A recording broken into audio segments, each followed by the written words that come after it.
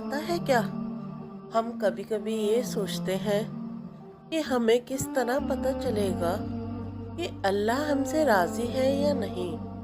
और दिल में थक हार के बार बार यही ख्याल आता है कि मैं इतनी इबादत करता हूँ, क्या ये मेरी इबादत अल्लाह कबूल करता है या नहीं। जानते हो, ये वसवसे होते हैं जो शैतान हमारे दिलों में डालता है कि तुम इतने गुनहगार हो, इतनी इबादत कर रहे हो, अल्लाह तुमसे खुश नहीं है, इसीलिए तुम इतनी परेशानियों, दुख, दर्द में मुब्तला हो। बस ये अजीब अजीब ख्यालों के साथ हम मायूस हो जाते हैं और नमाज में दिल लगाना छोड़ देते हैं। जानते हो, यही चीज़ हम गलत करते हैं।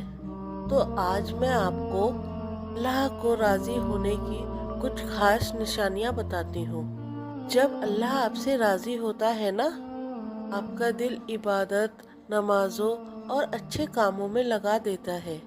अगर तुमको अल्लाह का कुर्ब हासिल हो जाए तो समझ लो कि अल्लाह तुमसे राज़ी है और दुनिया की आसाइशों से ज़्यादा तुम्हारा दिल नमाज में लगने लगे तो इसका यही मतलब है कि अल्लाह तुमसे राज़ी है।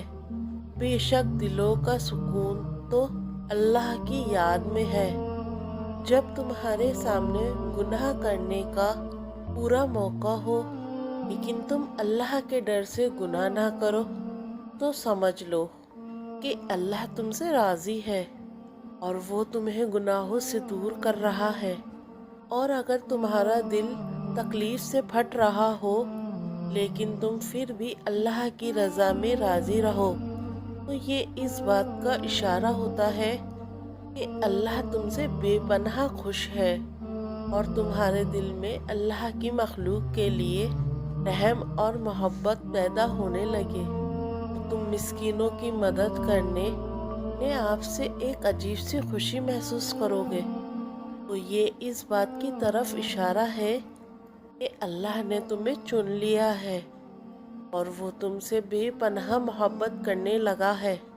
और अगर तुम अपने आप को आजमाइशों में घिरा देखो तो इसका ये मतलब नहीं कि अल्लाह तुमसे नाराज़ है, बल्कि वो तो चाहता है तुम उसको बार बार पुकारो।